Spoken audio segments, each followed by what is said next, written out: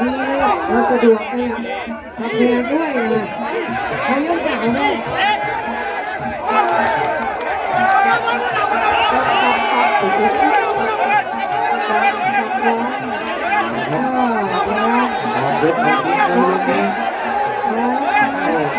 เอาจริงนะ บอลตะวันไม่ได้คุย เราพรวิทย์ ออกเป็นจอไปคนละกัน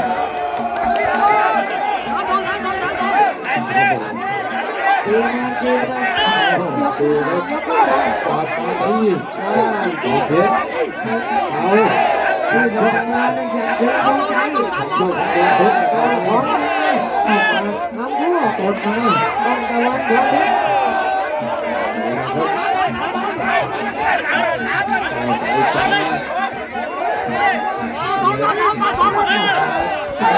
สี่หมื่นนับไปกับ ตดมาตดมาตดมาพอเพชรเอาสองแล้วมา เขามีสองแล้วสอง ดูนะครับดูนะครับ พอเพชรยกมือพอเพชรออกมารับทีเลยนะครับ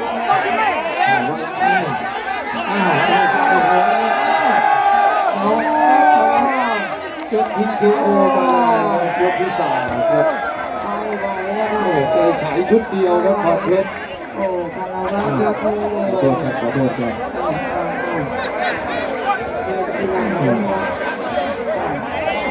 ยินดีด้วยค่ะบนเทศโจไปกูมีกำลังใจนะคะต้นตะวัน ทีมงานจากวัดแม่นะครับขอบคุณด้วยที่มาช่วยนะแล้วก็ดีใจกับทีมงานพอเพชรด้วยนะครับไหนครับคู่นี้ แดงโดนเกียรติศิลป์พวกมาเชียร์นะครับพี่น้องนายเฉลียวคนนี้กำลังระเบียบศิลป์ลูกหลานเจ้าเชียงใส่กันเลยครับสามยกครับ2,000คู่สุดท้ายก็เตรียมเลยครับสุดหล่อกับโชกุนครับเดี๋ยวช้าพรุ่งนี้ก็ไปต่อกันที่ไหว้ไฟตะการครับพี่น้องเดินสายพอกัน โอ้ยชอโชคศิลา เฮ้ยอ้าวอ้าว จบเลยครับ โอ้ จบเร็วครับหมาเพ่งชอโชคศิลา โอ้ย สารไม่เจ้าไอ้เพ่ง ว้า เคยมาดูครับมาดูวันนี้เล็กกว่าเล็กน้อยนะครับแต่วันเดียววันนี้แต่ว่าดูแล้วเล็กตัวเล็กเป็นใจใหญ่นิดเดียวก็โดดเดิน เอา เข้า ช้าแล้วครับเพื่อนแบบนี้คู่ต่อไป ลูกช้าโดนลูกช้าโดนนะเข้ามุมกลางเข้ามุมกลาง พี่มุกพี่ลูกพี่น่าจะยาวนะครับแบบนี้ หมอไปหายาดมยาหนวดไปนะยาดมยาหนวดเลยเนาะไม่ต้องอยู่กับยุมุกใดเลย ชูมืออย่างเป็นทางการหน่อยชูมืออย่างเป็นทางการ กรรมการจูงมือให้นะครับสู้หญิงไม่ได้เลยพี่น้องไม่มีนะครับบอกลูกคน โอ้โหบางกันเลยปล่อยตัวมาไปใส่เลย ไม่ช้าครับ นี่ต้องอย่างนี้ปล่อย3 ยก 3 ยกว่ากันเลยครับวันนี้ขอบคุณอาเตี้ยพลศักดิ์ยามสิริขอบคุณพี่จันมวยตู้แล้วก็ทีมงานในไทยด้วยนะสารการประจำตู้มวย3 ยกคู่กันยอดเสียงของหลังวัด นะครับตียก โอ้โหคนต่อยเดี๋ยวจะกลัวอะไรจะกลัวอะไรยอดเชียงกงครับเชียงกงนี่ก็คืออะไรมี2นะครับ เราคือนักต่อสู้อยู่บนเวทีไม่มีกลัวครับ อะไรเชียงกงอะไรครับมี2ครับเอาเลยครับยอดเชียงกงเล็กนี่ผมจุกนี่ตอนหลังวัดจากของบัวแดงนะครับบ้านของสอเพนบ้านผู้ใหญ่ทุนทองราชครับ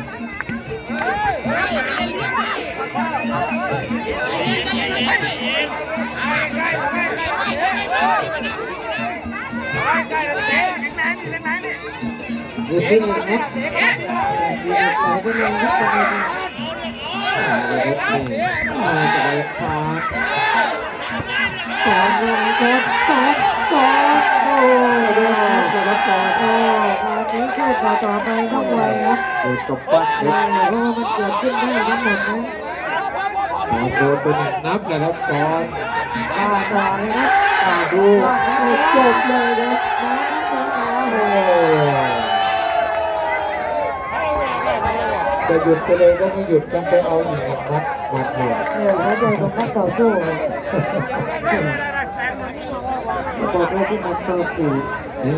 ต้องสู้กันที่บนเวที ยอดเชียงกงอเชียงกง ในบรรยากาศโอ้เป็นเด็กหน้าเด็กยิ้มแย้มแจ่มแจ่มอะไรเรื่องนะน้องของคุณพิมพ์ลูกมาตุรีนักแข่งไทยนะพี่น้องบรรยากาศก็สมนดสามยกครับวันนี้เด็กแดงกว่าเดิมนะ เก็บทูขาครับเจอกับสาทูนนะครับเจอกับเอาสายฟ้าที่ยิงก็เพื่อขายเดียวกันนะครับนี่เอาสายฟ้ากับสาทูนแต่ละลูกศิษย์ชกกันครับวันนี้เอากดลงมาตีเขาบอกว่าหัวอย่าต่ำถ้าหัวต่ำนี่จะโดนเข่านะครับเตะเข้าไปไอ้หมูผมจุกทีมงานทอทองได้ผู้ใหญ่ทูนหนองบัวแดงนะครับ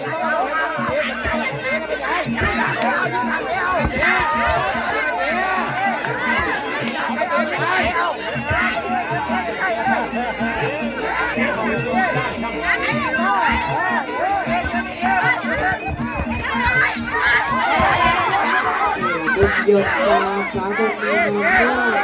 อยู่นะแบบนี้นะตาตาวันนี้มวยเร็วกับร้านมวยเร็วเทียบแบบไม่ได้มีแค่2 ทุ่มตัวเมื่อนี้ว่า3 ทุ่ม3 ทุ่มแต่วันนี้ยอดเยี่ยมครับขอบคุณได้มวยของเรา เปิดเข้าไปตอนนี้เพชรซีจ้าเอาสายฟ้าสิทุกกรอบครับ เพชรภูผาเพชรสีตาครับ เพชรสีฝาแดงครับทีมงานทอทองราชฝาทูน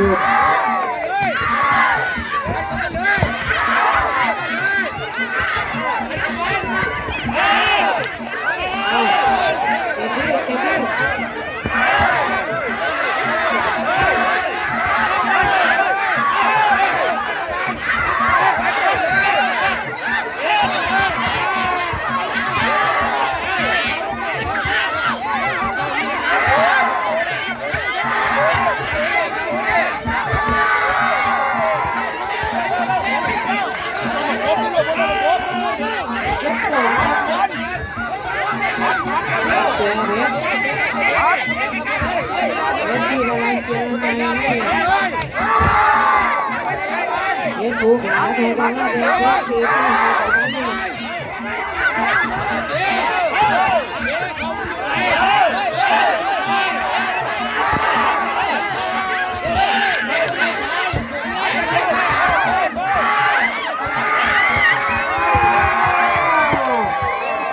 เป็นนุ่มหงจุกมันได้ยินได้ว่ามันได้ยินที่บอกว่าเอาเดี๋ยวว่าผมเมียนเราได้เลยมันจะต้องเตรียมมาล็อกตัวเมียนี่มันยินบอกว่าเรียบร้อยไม่เป็นไรเตรียมกีฬาไม่เป็นไรเตรียมกีฬาดูแลกันครับ สองพันที่9ครับลำดับที่ 9ครับยอดเชียงกงถูกสองคู่ทางนี้เอาละครับคู่นี้สัญญาณอันตรายมาแล้วจะครบไม่ครบมาดูครับโอ้โห จะได้มาเร็ว จากคุณศรีอุดมและทำงานจากนาจันหลวยครับเดินต่อย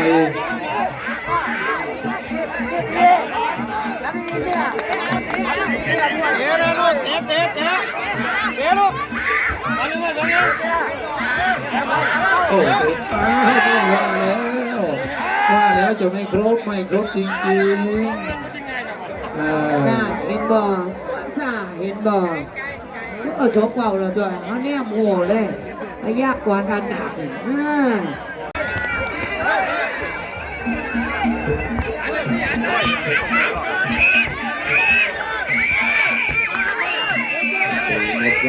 อ้โห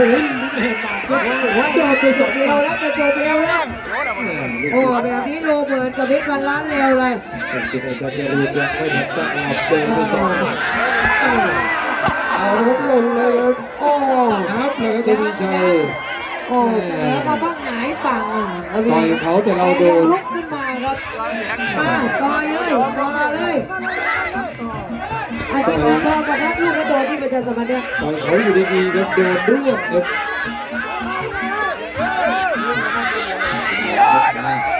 เวลายังมีครับ ยามแรงตอนนี้ยกเลย โอกาสที่จะพลิกเกมยังมีตลอดครับโดนต่อยจับเลยครับแต่ต่อยวงกว้างครับมันโดนเสียงง่ายๆครับนี่ครับต่อยยังเอาละครับ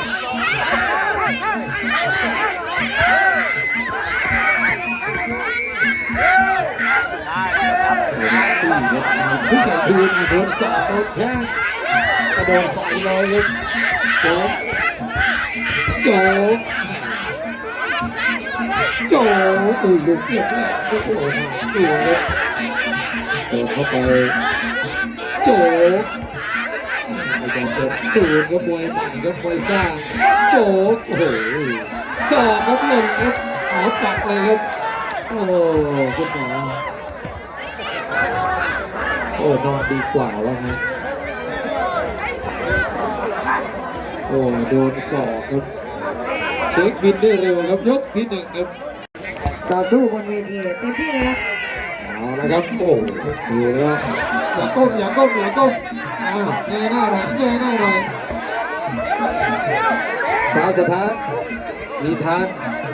อีธานนี่ครับฟ้าสถานดูแต่มวยตู้วันนี้มาดูตัวเองชกบ้างเป็นยังไงเห็นแต่เขาชกในทีวีมาดูตัวเองขึ้นเวทีเองจะเป็นยังไงโอ้ดีครับดีทาทีมไฟใหญ่ด้วยวันนี้เดินเข้ามาสาสนานเตะขวาเข้ามา เอาสามยกอ้าวดูครับใคร กองเชียร์มากเหมือนสอพ่อมานอนเลยนะ ใครชนะผู้กำกับจะให้เลือดขั้นพิเศษ ประจำการยกบอลเวทีมวยเลย จากร้อยต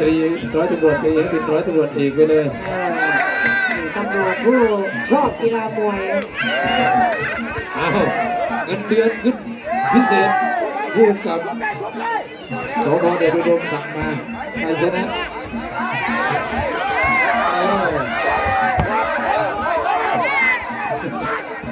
ขอบคุณนะคุณขอบคุณอนุญาตให้ลูกน้องในสังกัดมาชกมวยเอาสองสถานที่ทางปียกที่หนึ่งยกที่หนึ่งผู้พิเศษมี4,000ครับนี่บอกเด้อการชกได้กับการทำหน้าที่มันแตกต่างกันนะการจับโจทย์ผู้ใดมันอาจจะไม่เคยพอการชกมวยจะได้เลยท่านนี่มาจับทางมีทางดีตำรวจตัดตำรวจใช่ไหม โอ้โหยีทานโอ้ยีทาน ครับ ยี ยี ทา ทาน นยีทานที่ ไล่ ไม่ ใส่ ใช่ ไล่ใส่ ไม่ แล้ว ใช่ ยีทาน แบบนี้มาต่อสู้กันบนเวทีครับนี่ ยีทาน พักก่อนครับวันนี้กรรมการของเราก็นำทีมโดยท่านร้อยตำรวจเอกทุกคนกันเดียวสายเลยอาจารย์ทุกคนเลยนะตำรวจดีแต่ใจเราได้เลยทุกคนที่น่าเดี๋ยวพอดีจะลองฟังมีทำหน้าที่บนเวทีนะยกรู้ผลครับมี4,000แล้วกองกลาง เขาวิจัยในทหารเก่านะครับผู้กองผู้ดีพลเนี่ยผู้วิจารณ์สติราช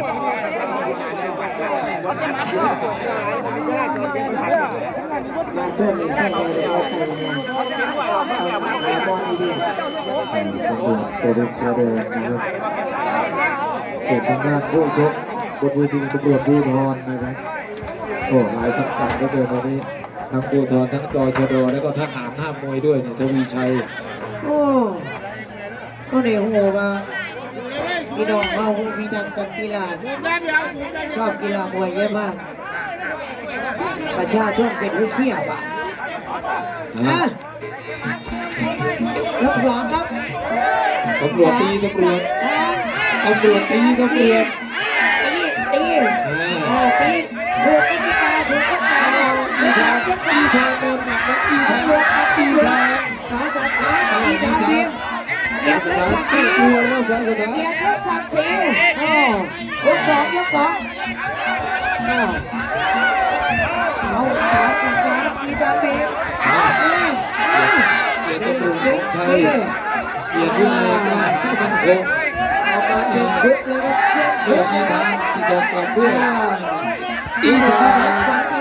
อีทางสาวสถาน เป็นยังไงเป็นยังไงเลยการเข้าเป็นยังไงสาวสถานอีทางเดียว ตำรวจตีตำรวจให้ประชาชนดู ประชาชนเชียร์ครับ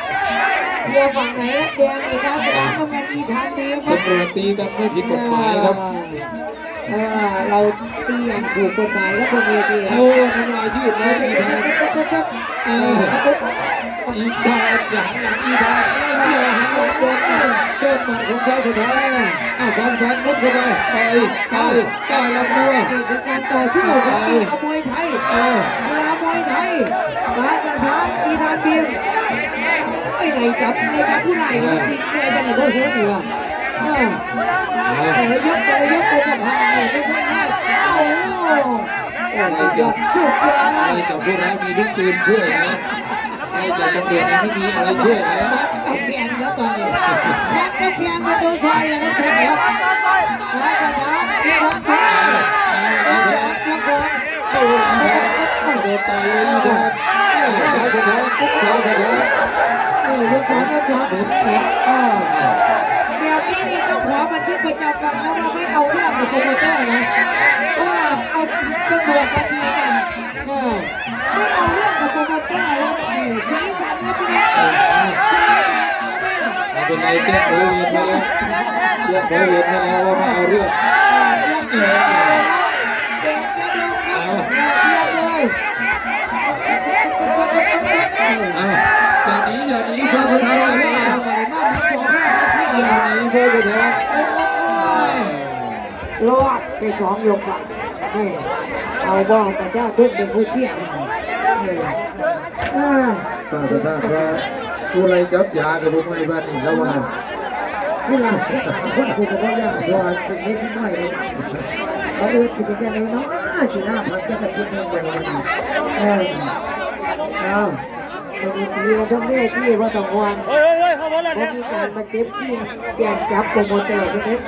เพราะประสงค์จะตีกันครับกับประชาชนเป็นผู้เชี่ยวชาญเป็นที่ว่าย่างกว่ากันรถตำรวจตีกันนี่อย่างแบบนี้อย่างไม่ถูกหัวเอาเพิ่งไปแล้วยกเยอะมาติ้ว เป็นของเก่าเสียหายเด้อจะได้ใช้รถบัสจะได้รถอะไรแบบนี้ สุดท้ายบ้านมันมีร่างกายยังดีอยู่ไม่ต้องความแก่แก่ยาดมเลยพ่อสติมากตั้งสติว่ายกต่อไปจะเป็นยกสุดท้ายแล้วครับท่าน เป็นยังไงบ้านนี้ นี่ไงตรงนี้เส้นแล้วมัน ไรจับยากับพวกไม่บ้านนี้เด้อ อะไรจับยาในทงหน้าหรือทงหน้ากับพวกเมย์ไปนี่นะถ้าจะชื่นชมนะสุดยอดเลยทำเป็นตัวอย่างที่ดีมากเลยครับผู้พิทักษ์สันติราษฎร์เรารักมวยรักกีฬามวยไทยผู้พิทักษ์สันติราษฎร์ตำรวจดีตำรวจรับฟ้าสถานแดงครับมีทางดีมากครับสุดท้ายน้ำกระจายปาสถานอีทางต่อยเข้าไปลุยเข้าไปอีทาง อะไรมันก็เกิดขึ้นได้ครับยังไม่สรุปครับฟ้าสถานแดง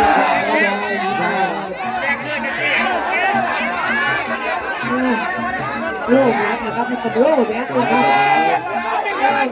แบกเริ่มโล่แล้วกำลังสโล่ครับดูภาพช้าครับ เอาหมดเอาหมด มายิงแล้วรอดมายิงแล้วรอดปึ๊บสวนเด็กอีก เข้า เดี เลย ยว ได้สวนกันดีกว่าอย่าได้มันดีมาใหม่มันนี่นะ อย่าเหลือแกไหนนะสวนมาหันโอ้โหไหเป็นไหเนี่ยจะเบิดแล้วครับหน้าที่นี่ครับ ดีท่านขอโทษดีท่าน ผู้ใดเห็นไปหลายด้วยกันครับนี่ผู้ใดเห็นไปหลายด้วยกัน เอายิงชุดพระสถานเอายิง สุดท้ายครับพี่น้องสุดท้ายรอผลเก็บอาการไว้ก่อนเดี๋ยวก็สู้เมื่อสมันเก็บอาการไว้ทั้งสองฝั่งน้ำงา มีทานบีมลูกหนองสองห้อง ยินดีด้วยครับให้กำลังใจกับการแสดงนะครับมิตรภาพครับฮักแพงแบ่งปันค่ะเสียงปรบมือหน่อยกับพี่น้อง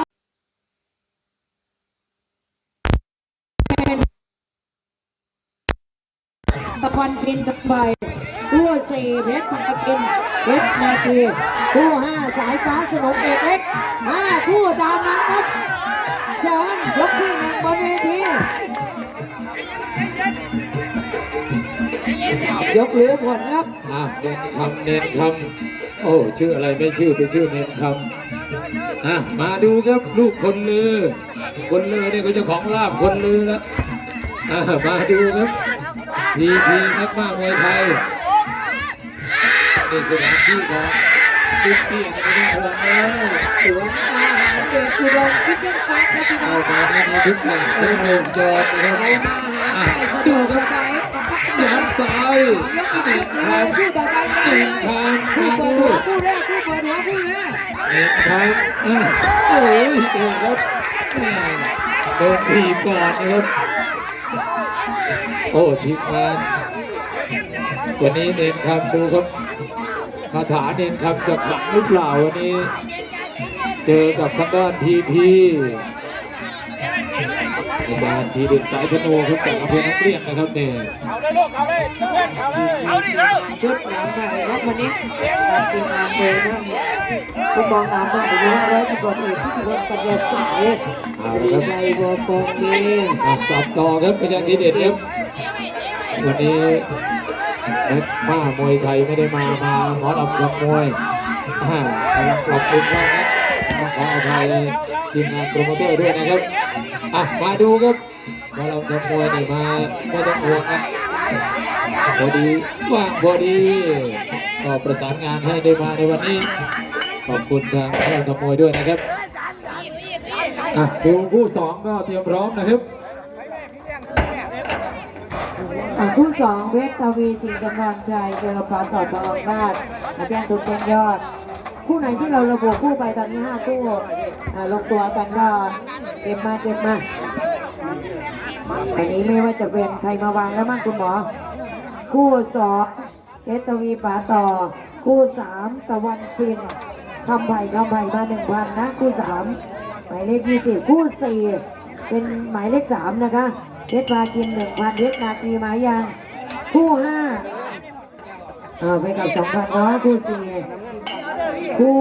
5สายฟ้ามา2,000ครับสายฟ้ามา2,000สนมเอกเล็กติดต่อครับคู่5หมายเลข15นะครับ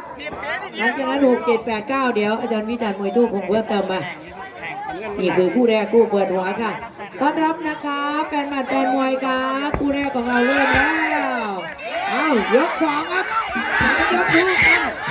มาดูต่อครับท่านผู้ชมครับบนเวทีตอนนี้เป็นเกมของยกที่2ครับเน้นคำกับพีดูว่าใครกินใครครับคู่นี้คู่ต่อไปมีรางวัลพิเศษแจ้งเลยนะครับ แจ้งมาที่แพทย์สนามของเราเลยนะครับคนไหนมาฟังกันนะรับกลับนะในโครงการศึกษาเนี่ย นะครับมาดูบนเวทีครับคู่นี้วันนี้ก็แหมคู่มวยคุณภาพแล้วครับ รักษาคุณภาพโดยวิจารณ์โต้เลยค่ะ มวยเล็กๆไม่เท่าไหร่นะครับวันนี้ไม่กี่คู่ครับตอนนั้นนี่มวยใหญ่ทั้งนั้นเลยครับดูครับ กันคุณภาพรับประกันความมันโดยป๋าเตี้ยพลศักดิ์ยานสิริแล้วก็อาจารย์วิจารณ์มวยตู้ เอาละครับดูครับขยับไปต่อยขวาครับ ขวาทีนึงต่อยขวาเข้าไปโอ้โหหนึ่งครั้งโดนมา2 หมัดพอสายฟ้าอย่าลืมนะครับวันที่13 เมษายนครับพบกันที่บ้านหนองบัวตำบลสัตว์สมิงนะครับพี่น้องทางเดชอุดมครับเชิญชวนทุกท่านด้วยความยินดีไปช่วยสายฟ้านะครับป๋าสมหมายทองปัญญา เอาแล้วเท้าโอ้ย3 ยกเลยโอเคใกล้ๆลูกนี่แหละ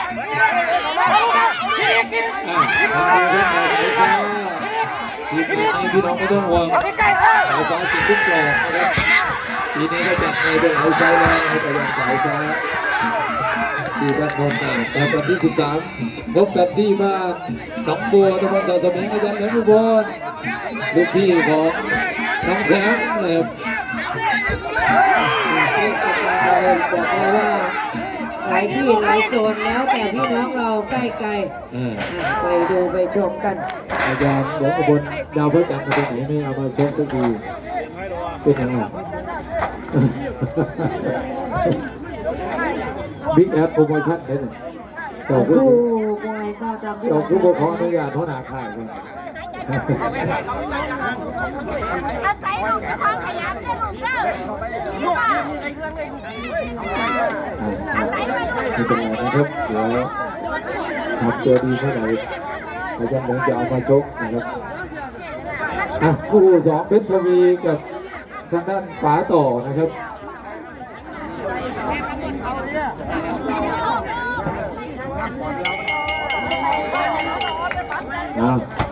3 พฤษภาน้องแชมป์ฟาร์มโกลของคนจะไปที่ลบบุรีวันวันนี้เราจูได้7 คู่หัวค่ำนี่หมดดาวรุ่งต้นกล้านี่ใส่ไปเยอะๆเลยเพราะว่าเดี๋ยวสักประมาณ 4-5-6 ทุ่มนี่จะเป็นหมดเวลาของ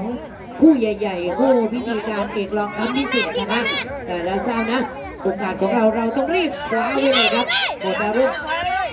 อย่านั่นแหละ อายุสุดท้ายครับปีสุดท้าย สถานที่ฝาเตี้ยของเราดีมากๆนะครับนี่ที่จะต่อไปเดี๋ยวผมจะมาเช่าจัดมวยอยู่ถ้าเขาใช้พื้นที่ในการจัดมวยเพราะว่าดีเยี่ยมมากๆเล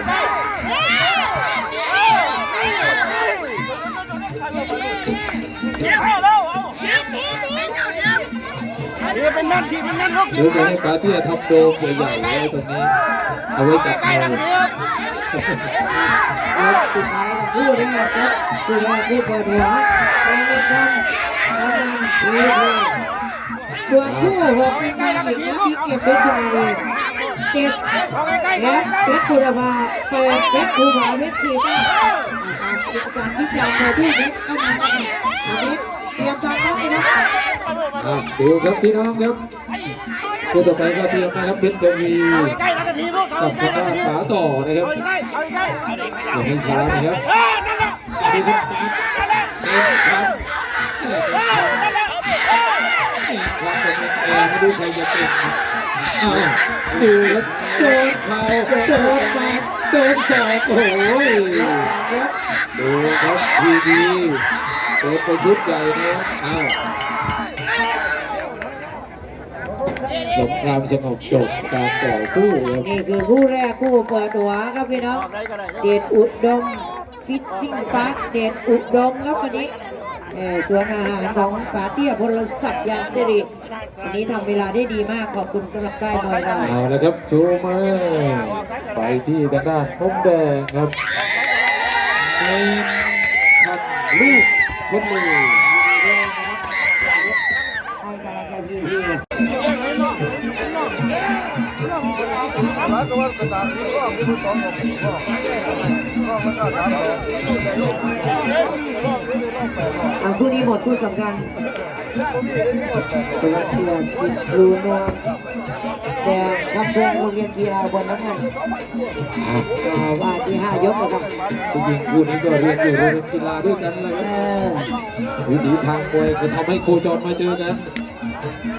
ยอดภูจองมา2,000ครับยอดภูจองมา2,000ดีโดสิทธิ์พลังบนติดต่อเลยคู่ต่อไป เอาแล้วเขาก็มาต่อย1 2ก็ขึ้นกันคอโอ้โห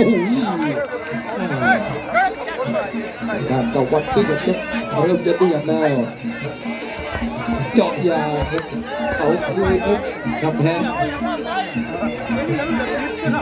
รุ่นนี้สูงยาวค่ะ เอาครับขับแพ ตะ งโดน วัน แข้ง เดือนพับแพง เปิดเดือดแบบนี้มาตีเสมอแล้วนี่ครับพร้อมแล้ว สูงจะไม่เอา พร้อมที่โอ้โหพร้อมมากเลยนะครับกอดรัดมัดที่หัวเลยนะครับตะวันดี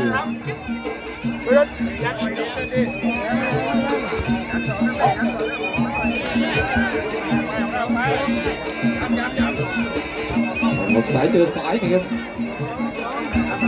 ไอ้หนูผมทองครับตะวันเดือดเจอกับกำแพงเขาไปต่อยซ้ายครับเฉียวไปเอาแล้วบวกอัดกันครับผมบอกว่าลูกผู้ชายฆ่าได้ยับไม่ได้ครับขึ้นมาผมต้องคืนครับ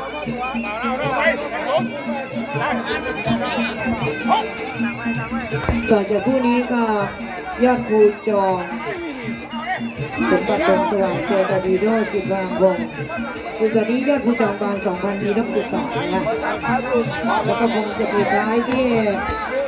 ทางด้านสิบหลอดสิบวางวงกับโชกุนทองทองราช โอ้โหดูครับแข้งซ้ายตะวันเดือดครับจับขาได้ลงล่างครับโอ้โหทำลายจังหวะไว้ก่อนครับตะวันเดือดแล้วนี่มาบุกมาโหดมาแข็งแกร่งครับอีกทีนึงโอ้โห โดยที่หลังครับ ถูกสับต่อครับ ตะวันเดือดแดงทำแพงนั่นเองครับ ไปครับเจาะยางต่อยลำตัวครับ โอ้ยผู้จัดการอีกคู่เลยครับ จุดต่อยให้จุด มันจะถึงไม่ห้ายกนี่นะก่อนรักกัน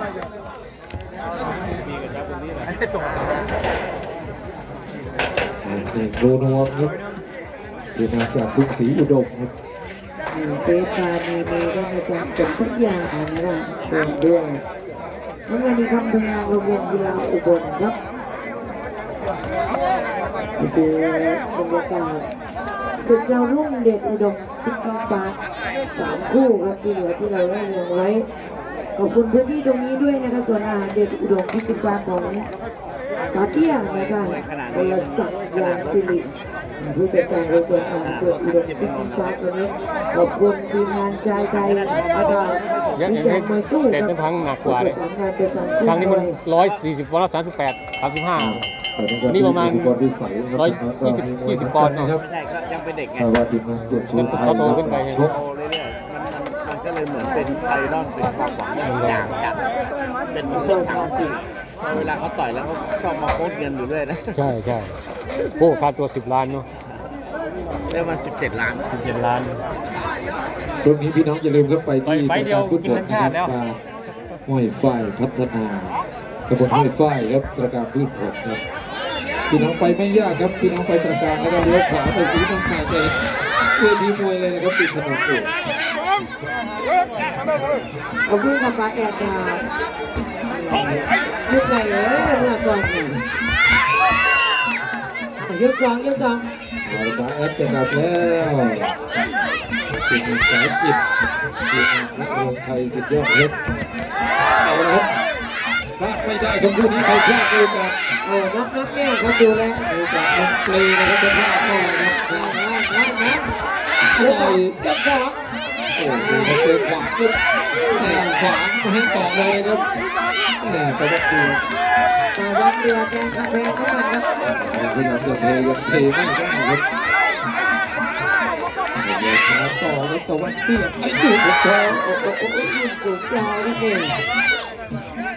ส่งผมสีผมนี่ต้อนรับสงกรานต์ครับ สายเป็นสายเลยครับลงล่างครับสับไปดีตึ้งเอาคืนครับกระแพง กายกันหนักแรงๆว่าไปเลยครับ โย ย ก ก เข้า ส มา อง เอาโดนปัดก่อนครับตัวเตือนโอ้โหยืนปลายคางไว้วางปัดครับแต่ว่ายังไม่รวดยังไม่หลบครับ จับตาดูให้ดีจับตาดูให้ดี อยากไปต่อครับ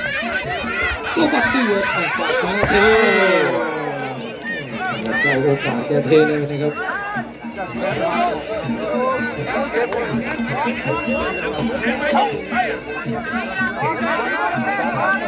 ยกเข้ามาใหม่ครับตัดเลยหนั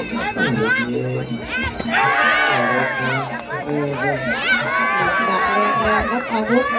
ต่อมาอยู่ครับรับแทง วันนี้ก็3 คู่นี้ใช้ได้เลยครับมวยได้เล่นได้เสียนะครับ คู่สำคัญ ปากแล้วโอ้โหเอาแล้วครับขาเป็นเลขขาเป็นกระดูกเงินทองนะโดนตัดซ้ายโดนตัดซ้ายของตะวันเดือด รับแทงรับแทงครับมัน โอ้โหถึงแล้วครับ ระทึกเลยนะครับช่วงนี้ โอ้ดูครับหน้าสั่นเลยครับเจอหมัดซ้า เขาบอก ย ว่าพี่ซ้อมมาไม่มีเนี่ยโอ้โหหลับแน่ ดูหมัดซ้ายของตะวันเดือดครับ สัญญาณไปครับ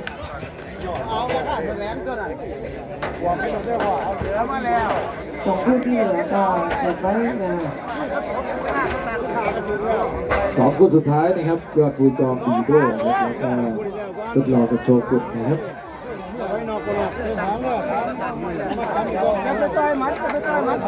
นี่ก็โชกุนกินอีกหมดโชกุนโททองได้ คือแดงต้องไป โชกุนที่นะครับเข้าไปดูวันที่วันที่2นะครับวันที่12นะครับ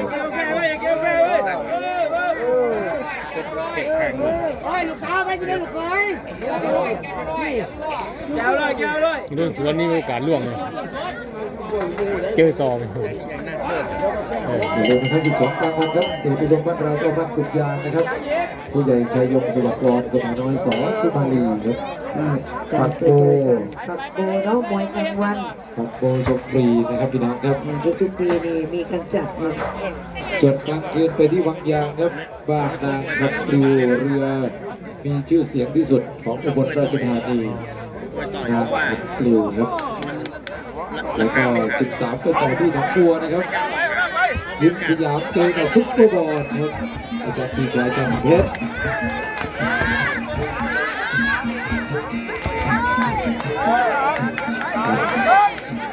สกายทองปัญญาอสายฟ้าเลยครับวันที่13ครับ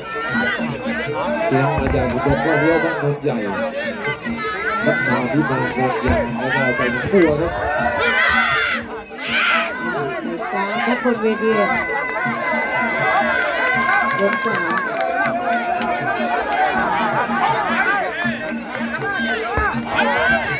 เอาละครับต่อยในตัวครับมันแรงจะเอาอัพจะเอาปัดให้ปัดยืนได้ไหมเอาเลยครับกำแพงมาต้อง เอ เอ อ อ วัดแดงอัดแดงน้ำมันครับยกขึ้นมา จะปล่อยให้ตัวเปิดให้สั่งได้ไหม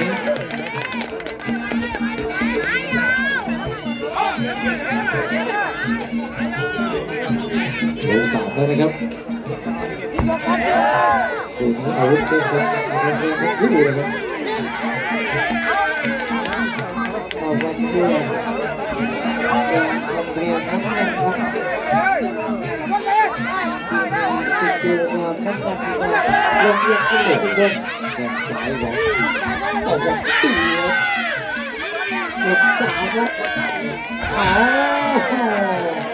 อ้โอ้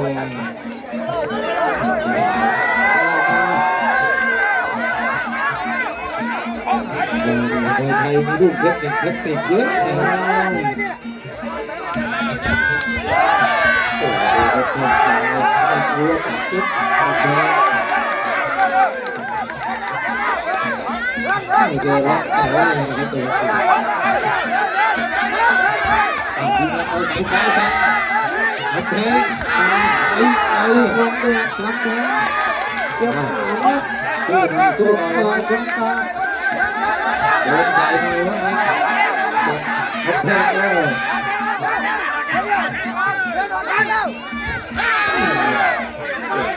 ในตัวเตีย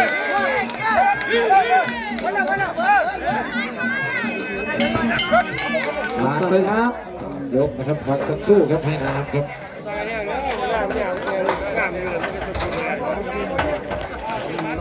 ยามด้วย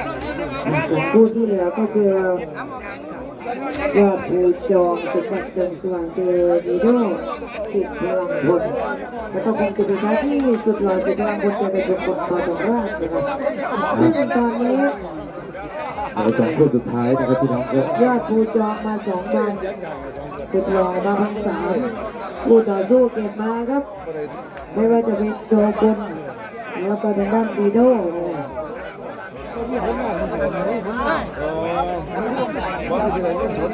บนเวทีเหลือ 3 อา 4 ทิตย์ที่แล้วเนี่ยน้ำที่ไหลไม่ไหลอยู่2 วันปวดหัวมากเลย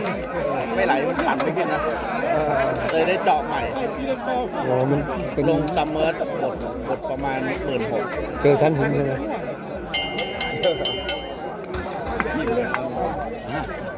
ทีนี้พอน้ำไหลทั้งวันได้คืนคิดซื้อต้นไม้ มาถึงยก4ครับพี่น้องค ต้น รับ ไม้ซื้อไม่ถูกเลย ตะวันเดือดสิครูนวงกับคำแพงเป็นเวทีฬาทุกบทครับ มันเหมือนว่าเราทำอะไรแล้วมันพร้อมอย่างเงี้ย ใช่ใช่ มันรู้สึกมันผ่อนแรง หลังจากคู่นี้ผ่านไปก็เหลืออีก2คู่นะครับ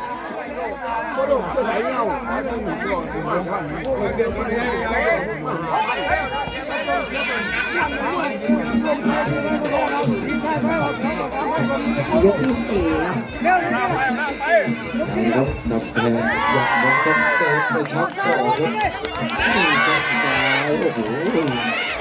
นจากนักเตะเนี่ยจะอีกสะอื้นครับตัวของตะวันเดือด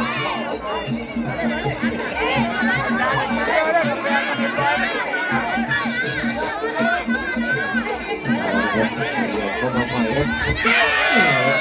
จังหวะ2โอ้โหต่อครับรับแทงครับเจอเหลี่ยมครับด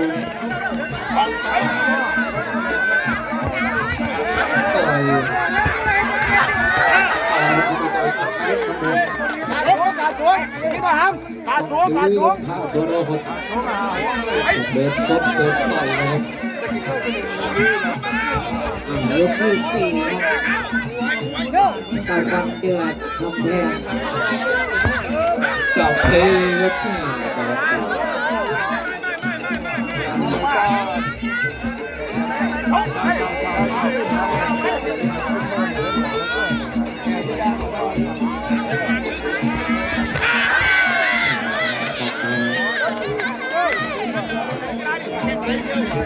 ว่าเราดูพอแล้วพอแล้ว เขาไปหาต่อครับยก4ครับกลุ่มท้อมีไว้ให้อีกเขาว่าอย่างนั้นไม่ท้อครับ ยังมีเวลาอีกเยอะตอนนี้ยก4อ่ะ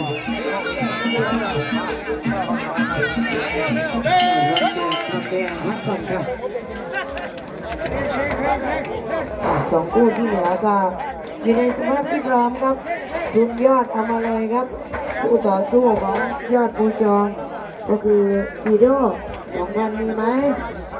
แล้วก็ทางด้านสุดหล่อตอนนี้มา1,300โจโกนมีไหม2 คู่สุดท้ายเลยเนาะ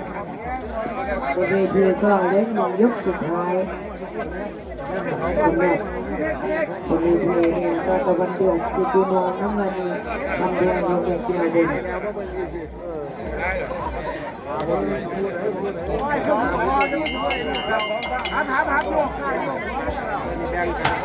ถือว่าเป็นคู่เอกที่น่าติดตามนะครับคู่นี้ดูกันต่ออีกยกครับพี่น้องครับจากนั้นก็2 คู่สุดท้ายนะครับเปิดภูจองดีโดแล้วก็ส่งพี่น้องที่สุดหล่อกับโชกุนนะ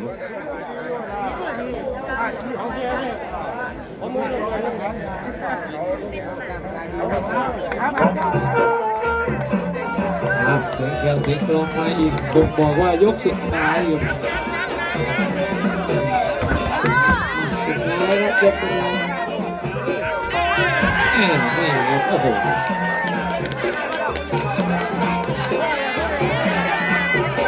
โอ้แรงปะทะพยายามต่อครับทำแพงต่อยแล้วนะต่อยลำตัวเอาพลิก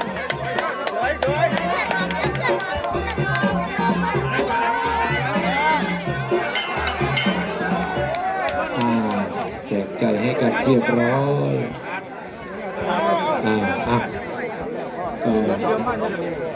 อาชีพเดียวกันครับพักแข่งกันปัดเป็นเพื่อนกันเหมือนเดิมครับตะวันเดือดสิทธิ์ครูโน อยู่กับเดชอุดมเจอกันแล้ว6 วันไปกับ ครับ ยกสามยกลูกกัน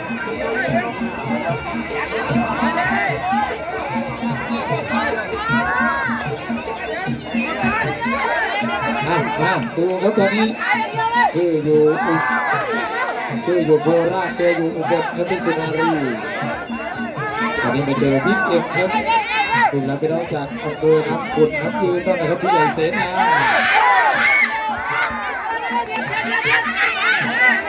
มีร่างไฟนะครับ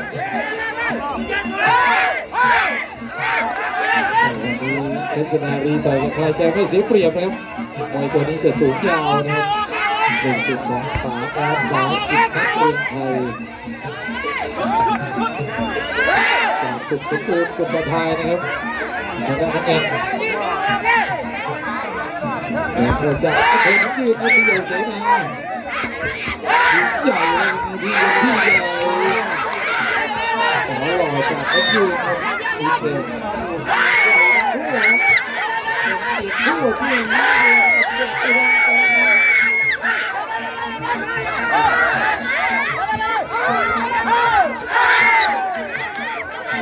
สายแม่โมในทีมงานที่หนองคาย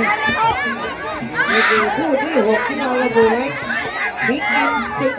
ที่เสนานีเดียวทำงานเพชรสุนารีสุดยอดดู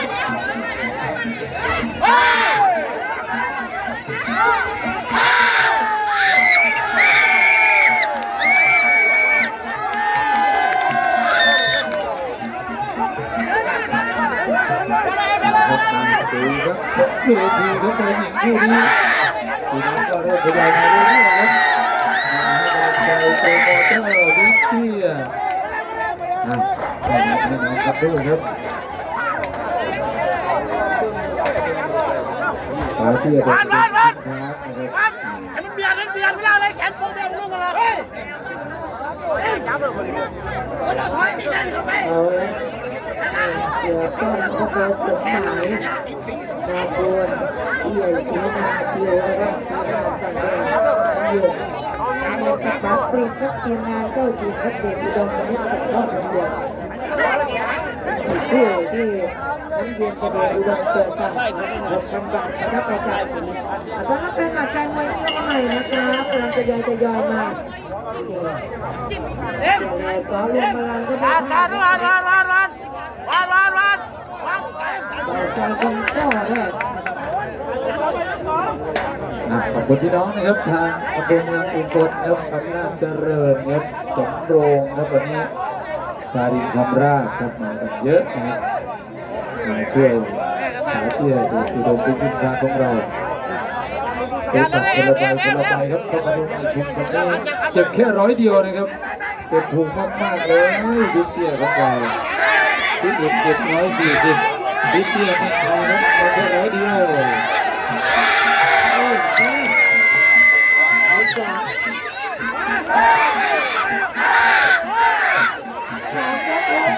นักการที่ชมเสร็จแล้วก็อย่าลืมกดโพสต์เลยนะครับ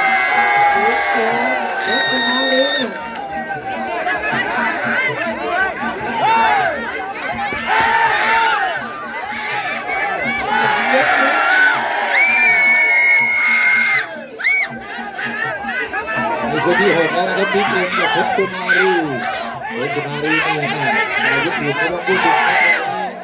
ถึงสมสมยาวๆครับเข้าอาชีพครับจากสุขสมบูรณ์สุขภาพครับโดยนักแข่งทีมที่ใหญ่เสนา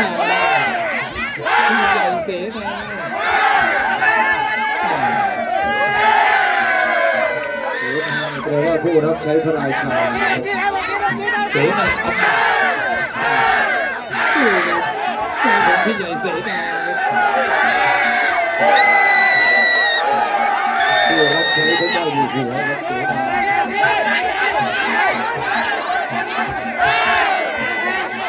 ปัจจุบันก็น่าจะเป็นองค์พระอะไรแบบนี้ เพ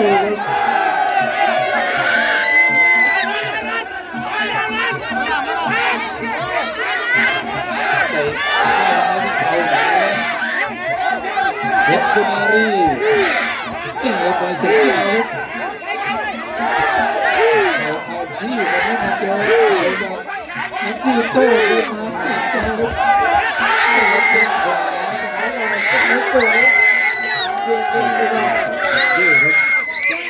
ผู้พิเศษครับเตรียมไว้เลยนะครับผู้พิเศษ ตำรวจแต่ตำรวจเนี่ย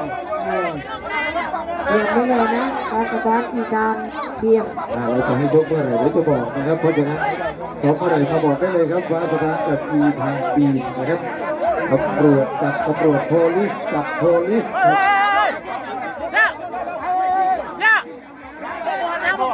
ผู้นี้เป็นผู้ที่6ที่เราลำดับไว้นะเป็นผู้เกี่ยวกับเพชรสุนารีผู้ต่อไปก็ย้อนกับเพชรโบราณครับแล้วก็จะต่อที่เพชรตุลาเพชรสีฟ้าเก่าก็เป็นเพชรเชียงกงก่อนหลังวัดเสียบลิงลุมซุปเปอร์เม็ด17เพชรสายชนธนดล12ก้องกระบวนเล็กน่ารัก13เพชรนาวินเพชรเสรี